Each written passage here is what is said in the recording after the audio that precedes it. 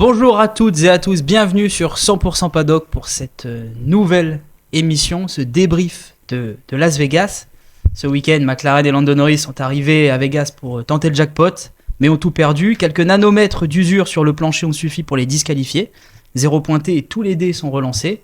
Alors sortez vos jetons et aujourd'hui on a une superbe table pour débriefer ce Grand Prix de Las Vegas. À ma droite, Louis, Victor, à ma gauche, Léna et Daniel qui fait sa première apparition dans 100% Paddock. Comment allez-vous ?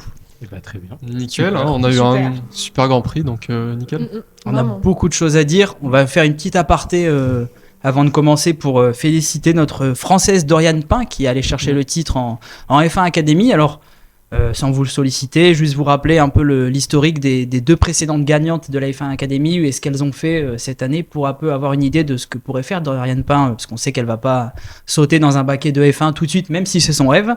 La première lauréate qui était Marta Garcia, cette année elle était en Le Mans Cup et surtout à Bipooling l'année dernière qui a gagné. Elle a participé au championnat F3, Formule 3 britannique et a même décroché un podium. Donc on a vu qu'elles ont pu s'installer en sport automobile et bien figurer en Formule 3, ce qui n'est pas rien. Donc on espère autant de réussite pour Doriane Pin et soutenu par Mercedes, on n'a pas de doute concernant cette réussite.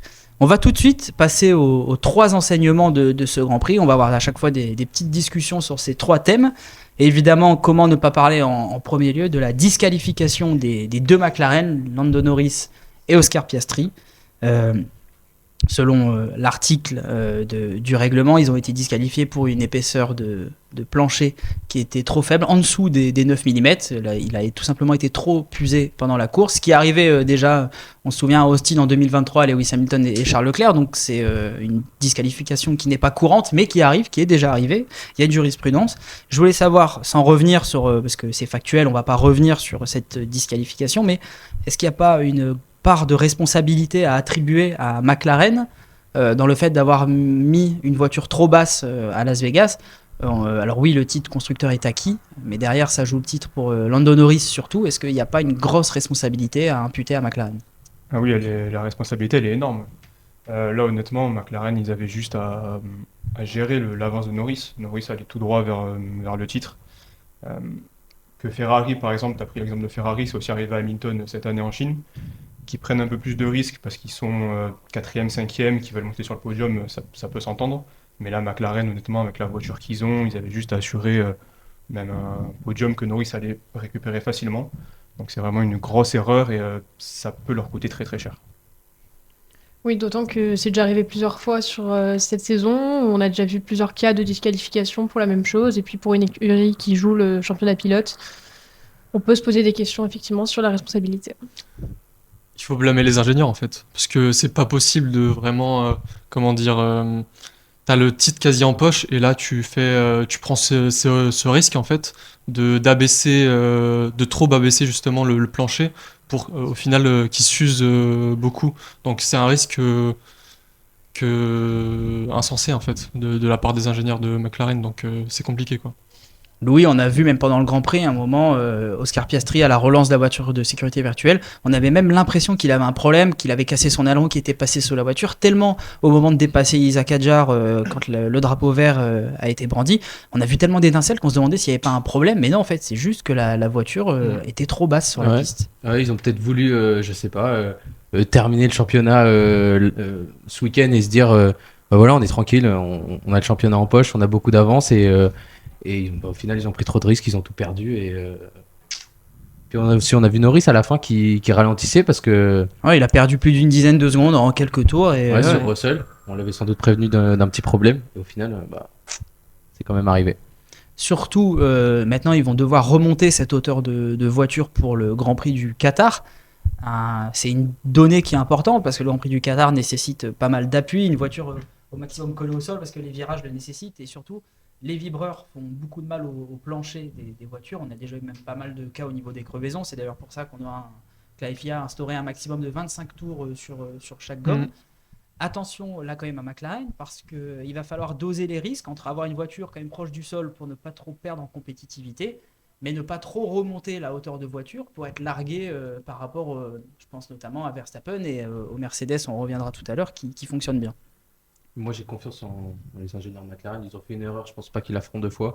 On a rarement vu Oui. cette disqualification sur 2 Grands Prix. Après, oui, il va falloir jauger, il va falloir un petit peu. Il y aura les essais libres pour, pour jauger un peu tout ça et pour la remettre en mode compétition. Donc, c'est à voir. Il y a encore la quali sprint, c'est un petit piège. Du coup, il y a des essais libres en moins. Ouais, une seule séance d'essais libres le vendredi. C'est des fois qui fait la différence. Ça apporte beaucoup d'incertitudes parce qu'en fait, pour les réglages même de la voiture, une seule séance, c'est jamais beaucoup. Pour nous, c'est de l'excitation. Pour les pilotes, c'est un peu d'incertitude et on suppose là, ce sera un vrai test. Ça va quoi, vraiment en fait. être stressant pour Lando Norris. Bah là, les ingénieurs devront prendre des risques justement, mais il faut que ça paye en fait. Sinon, C'est clair. 24 points d'avance, il faut que Norris garde cette avance justement pour être champion. Justement, l'une des conséquences principales de ce double abandon, c'est bénéfique à Max Verstappen qui lui a remporté ce Grand Prix de Las Vegas, qui n'a pas vraiment été inquiété.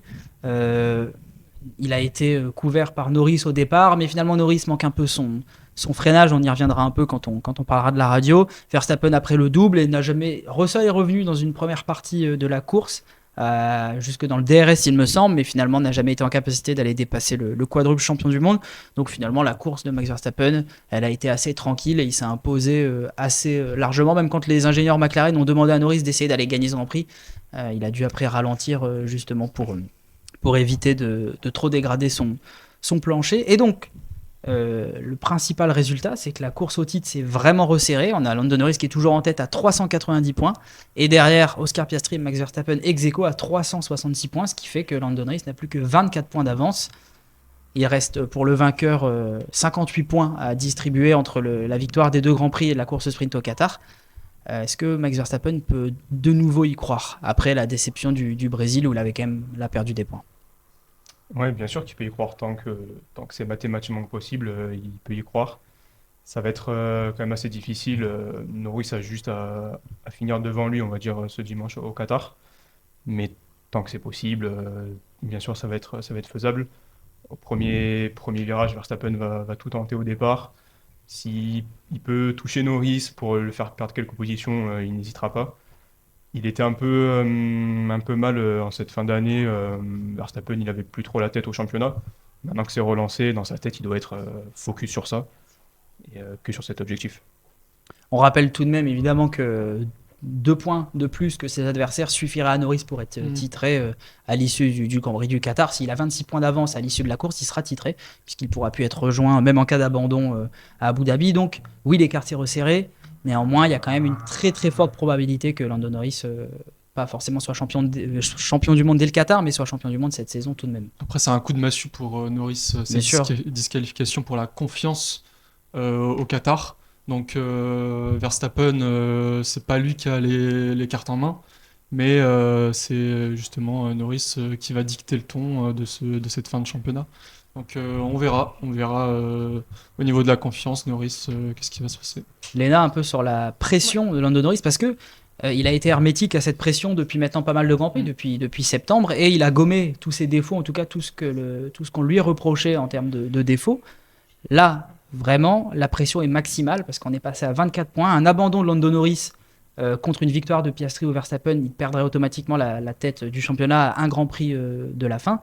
Là, la pression, elle est plus que jamais présente et c'est peut-être là, au Qatar, plus que jamais qu'on va voir si Norris a les épaules pour être champion du monde, même s'il a montré qu'il les avait dans ces derniers Grands Prix. Oui, après, il l'a montré, mais que on va dire sur une fin de saison où il a commencé à avoir un déclic, mais on sait que Norris, au début de saison, face à la pression, c'était un petit peu compliqué, il y avait pas mal d'erreurs, donc attention, d'autant que là, l'erreur peut être fatale pour le titre. Moi j'ai une stat si tu veux. Dis-nous, C'est sur Daniel. les 7 derniers Grands Prix, c'est Max Verstappen a pris 4 Grands Prix et Norris que 2. Donc, Il a remporté 4 Grands Prix sur les 7. Exactement. Et donc on peut se questionner justement sur la forme des deux. Qui est le meilleur? Donc Verstappen qui est en plus grande forme que Norris en fait. Donc on verra à Qatar quoi. Et on a hâte d'être à la course sprint, même déjà les qualifications sprint le vendredi soir, à la fin de semaine, ça sera déjà décisif pour un peu connaître la tendance. Max Verstappen, Louis, je viens particulièrement vers toi sur ce sujet. Là, il n'a plus rien à perdre. On se souvient, on a un peu l'impression peut-être qu'on va retrouver le Max Verstappen de 2021 face à Hamilton qui n'a plus rien à perdre. Il sait très bien qu'au départ, s'il peut un peu jouer des coudes avec Norris, quitte à aller très à l'extérieur d'un virage pour lui faire perdre des positions, il va pas hésiter une seule seconde avec si peu de points entre eux deux au championnat. Ouais. Mais la position était inversée en 2021. C'est lui qui était en avance. C'est lui qui s'est fait rattraper par Hamilton Tout à fait. dans les 4 derniers Grands Prix, enfin les 3 derniers. Mais avant pour le... résister, il n'a pas Oui. hésité à même un peu sortir du règlement. On se souvient au Brésil, quand les deux étaient allés au large, ce qui était totalement Ah oui, non, mais fou. là, il a peur de rien. Lui, c'est une source de motivation extrême. Lui, c'est que du bonus, là, en fait. Lui, dans sa tête, c'était impossible de gagner le championnat. Les McLaren étaient au-dessus. Là, il apprend la disqualification. Il est à 24 points. Il se dit, bah, pourquoi pas, en fait. Moi, je suis à 24 points. Mathématiquement, comme l'a dit Victor, c'est encore jouable. Et puis, lui, les limites, on sait qu'il joue avec. Et il joue très bien avec. Donc moi, je suis sûr qu'il va encore nous surprendre. Ouais, Le- mais après, pardon. Non, je dis-nous, t'écoute. Léna, dis-nous. Après, il avait quand même déclaré en interview que oui, mathématiquement c'est encore possible, mais il se prend pas trop la tête avec ça encore. Donc je pose la question, effectivement, vu que lui, théoriquement, il n'a rien à jouer, est-ce qu'il va potentiellement, en jouant avec les limites, provoquer certains incidents? C'est un winner. S'il peut gagner un championnat du monde, faut se mettre à sa place. Hein. Il peut rentrer encore plus dans l'histoire. Je suis sûr que tout le monde tenterait à sa place. Peut-être qu'il y a une stratégie aussi de déstabilisation Aussi. pour Lando Norris et même Oscar Piastri, de dire moi j'ai plus rien à jouer, le titre se joue entre les McLaren et le titre est à Norris entre gros guillemets.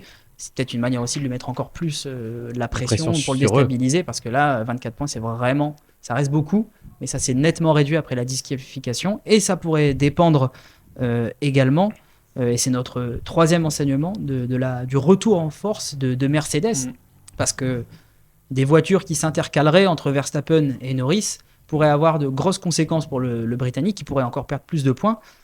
George Russell et Antonelli à Las Vegas, c'est deuxième et troisième. Antonelli, c'était déjà une deuxième place au Brésil. George Russell, une quatrième place. Donc vraiment, McLaren s'installe sur le podium, s'installe aux côtés de Verstappen et des McLaren. Donc à voir si sur ces deux derniers Grands Prix, ils peuvent vraiment changer la donne et un peu jouer les troubles faits. Bah écoute, moi je te dis, Russell, il va jouer les troubles faits. Oui. Comme toujours, en fait. Et il réalise d'ailleurs une des meilleures, la meilleure saison meilleure de saison sa de- carrière en Formule 1. Donc, Il est quatrième, et donc c'est vrai qu'il a plus rien à jouer personnellement, parce qu'il est quatrième, il peut plus être troisième ni cinquième. Donc à ce niveau-là, il peut plus rien jouer, mais il va jouer le championnat constructeur. Mercedes qui est deuxième, talonné par Ferrari et Red Bull. Donc voilà, et au niveau d'Antonelli, il peut jouer encore la sixième place, il me semble, celle d'Hamilton, parce qu'ils ont Tout à fait. 6-7 points d'écart. Donc ouais, ils vont jouer justement les troubles faits, comme tu as dit, c'est sûr.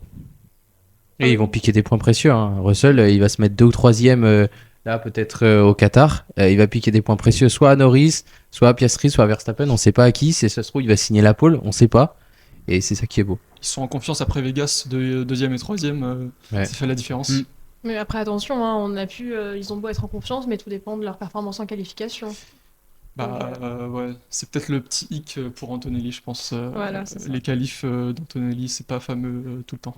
Et attention, les qualifications au Qatar, parce que c'est pas un circuit. Alors oui, il y a la ligne droite des stands, mais sinon ailleurs, c'est pas un circuit sur lequel il est facile de dépasser. C'est beaucoup de virages à haute vitesse où c'est impossible de se porter à hauteur d'un pilote, sauf dans cette zone DRS de la ligne droite évidemment. Mais il faut quand même sortir assez bien des derniers virages pour être assez proche de la voiture devant soi pour pouvoir tenter un dépassement. Donc la position en qualification sera déjà importante et donc vendredi pour la course sprint et samedi pour le Grand Prix le lendemain, on aura déjà une bonne indication au niveau de cette grille et de peut-être ce qui pourrait arriver pendant le Grand Prix le lendemain.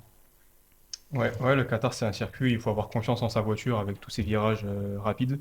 Russell est en confiance avec sa Mercedes, Piastri n'est plus en confiance avec sa McLaren, Norris était en confiance. Est-ce qu'il est en train de la perdre? C'est à voir. Et un paramètre que je vous donne aussi, c'est que McLaren, l'un de leurs points forts cette saison, ça a été la tenue de la gomme.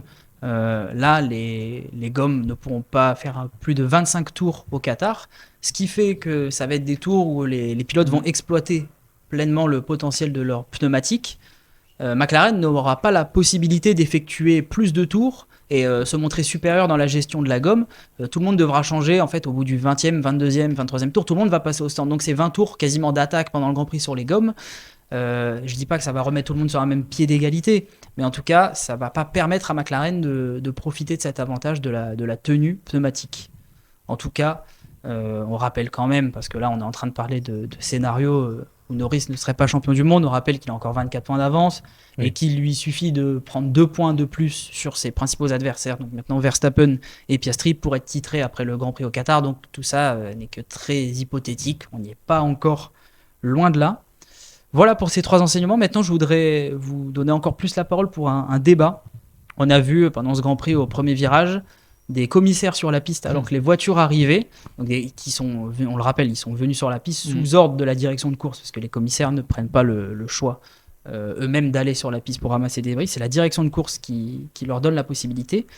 On l'avait déjà vu, on a eu une grue aussi en F1 Academy, et puis ce problème des commissaires sur la piste, on l'a déjà eu au Mexique, on se souvient au premier virage avec Lawson qui arrivait, les commissaires qui couraient pour rentrer.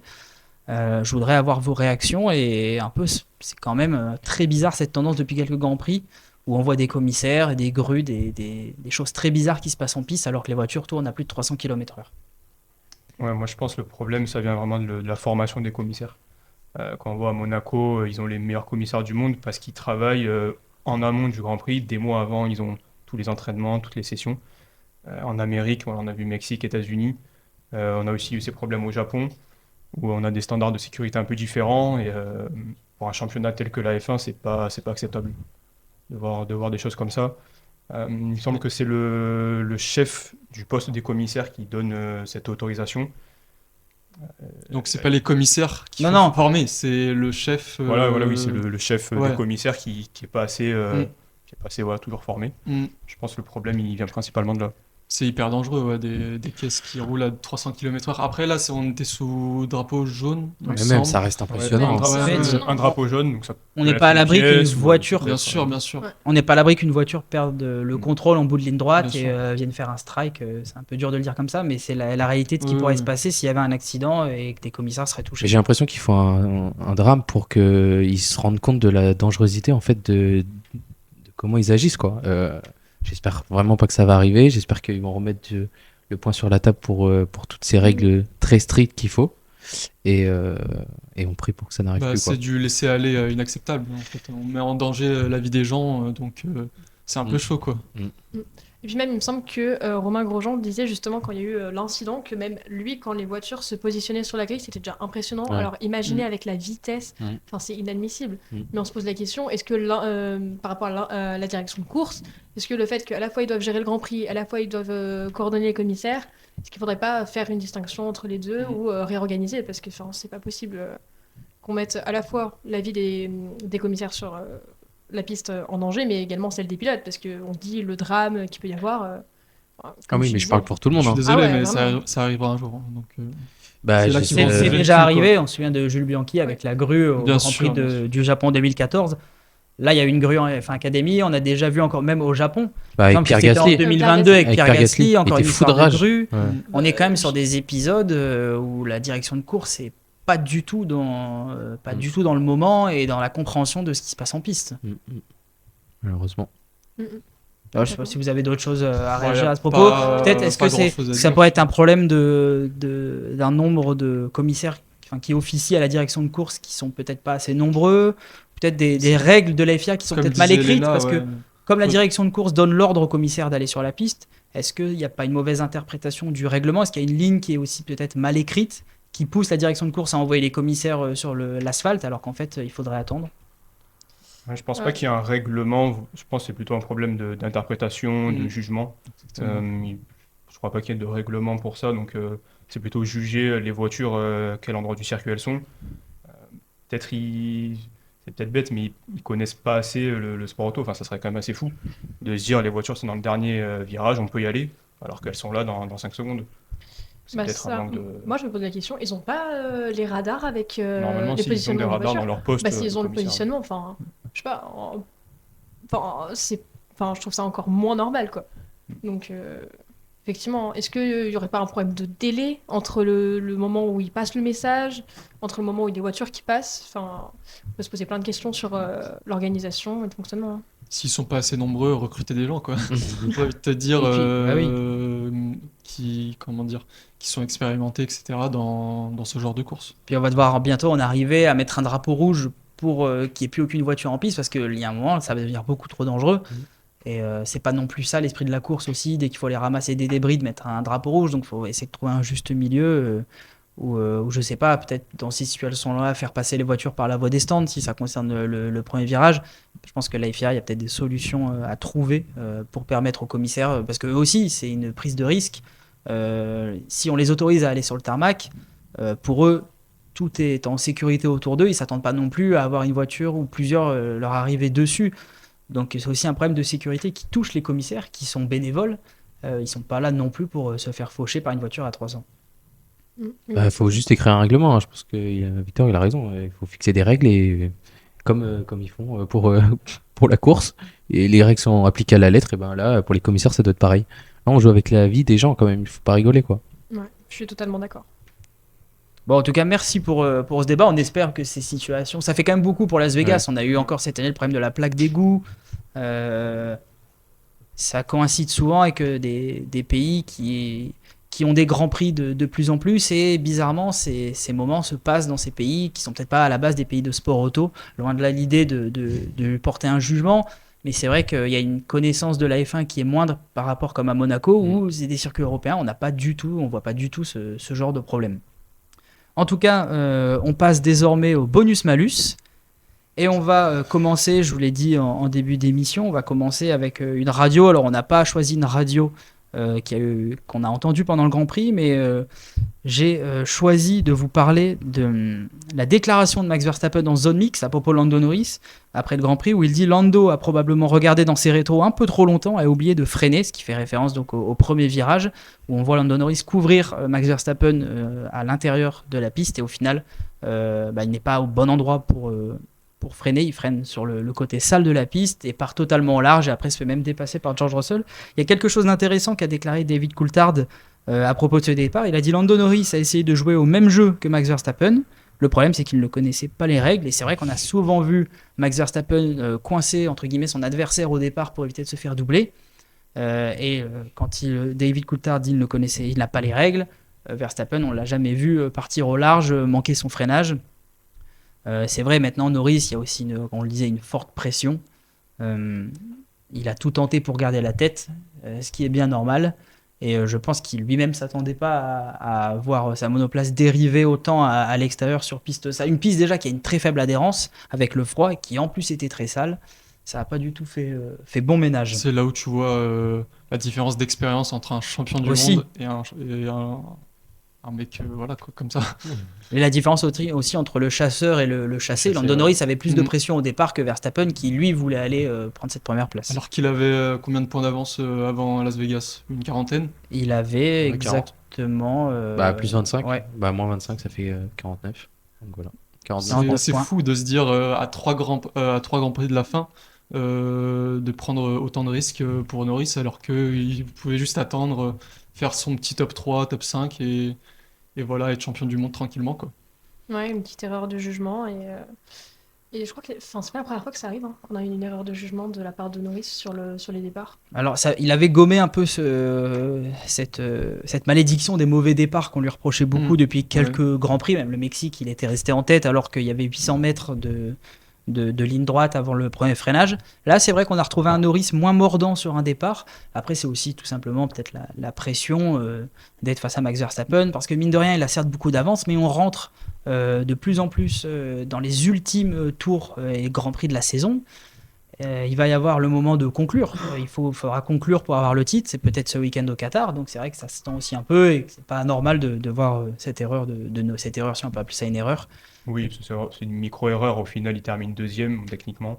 Il n'y aura pas eu de conséquences à cause de la Oui, malheureuse mentalement, disqualification. Comme ça, se faire doubler comme ça par Verstappen, ça peut lui mettre un coup de casque, quoi. En plus, on connaît comment Norris fonctionne, et il se pose beaucoup de questions, il subit beaucoup la pression. On l'a moins vu effectivement ces derniers temps, mais je pense que là, peut-être une petite piqûre de rappel. Mais le fait que ce soit Verstappen en plus en face de lui, c'est encore plus énorme. Daniel. Non, Verstappen, c'est juste le meilleur pilote au départ. Et il a fait combien de dépassements à chaque fois quand il est en première ligne, et à chaque fois on sait que c'est lui. Enfin, on le sait pas, mais on se doute à chaque fois que c'est lui qui va arriver au premier virage. Donc Ouais. La foudre a encore frappé, la foudre de Max Verstappen. Daniel, tu vas reprendre la parole pour nous parler du meilleur dépassement de ce Grand Prix. Il n'y en a pas eu énormément. C'est vrai qu'il y en a C'est pas fait. facilité par les grandes lignes droites. facile à C'est un choisir. peu des dépassements sans saveur. Mais on va revenir sur le dépassement de Charles Leclerc sur Isaac Hadjar au 13e tour au virage 14. Un virage que Charles Leclerc apprécie. C'est là qu'il avait dépassé Sergio Pérez pour le gain de la 2e place Exactement. il y a 2 ans. Dans le dernier tour, il me semble. C'était Ouais. dans les derniers Ah, mètres. tour, ouais. Donc voilà, tu vas revenir sur ce C'est un dépassement. virage justement qu'il apprécie, qu'en qualif, il a très bien maîtrisé, même s'il a fini 9e sur la grille. Bah, on le voit sur la vidéo sur Isaac Hadjar. En plus, on a la vidéo avec la Dans caméra le de son casque. C'est incroyable. Moi, j'ai trouvé ça fort de la part de la réalisation, donc c'est pas mal. Au début, du coup, il passe vraiment rapidement les rapports. On voit que dans la ligne droite et la zone DRS, il passe rapidement les rapports et il freine quasi au virage, quasi au virage 14. Et Hadjar freine trop tôt en fait. Il freine beaucoup trop tôt, mais c'est là qu'on voit l'expérience de Leclerc sur le rookie Hadjar, quoi. Voilà. Puis c'est un virage qui a posé pas mal de soucis au niveau de l'adhérence. On arrive dans une grande ligne droite. Mhm. Il faut aussi arrêter la voiture pour prendre ce virage qui est très serré. Donc, En plus, il fait un peu humide, il y a le vibreur, il a pas bloqué ses roues, donc c'est parfait pour lui et ça passe, et c'est génial. En plus, il prend la 5e place sur Hadjar, qui fait plutôt un bon prix, Grand Prix Hadjar. 8e, je crois, il me semble. qui termine dans Voilà. les points tout à fait. Dont il a bénéficié du double abandon des Bien sûr. McLaren. Léna, tu nous parles maintenant de notre maestria de ce Grand Prix, qui est l'Italien, le rookie Andrea Kimi Antonelli, après sa 2e place à Sao Paulo. C'est une 3e grâce au double abandon, mais quand même, il était parti de très loin. Oui, effectivement, on a décidé de l'attribuer à Antonelli, mais pour comprendre pourquoi, il faut revenir un peu plus tôt dans le week-end. Tout avait mal commencé pour Antonelli dans ce début de qualification, avec une météo pluvieuse et compliquée.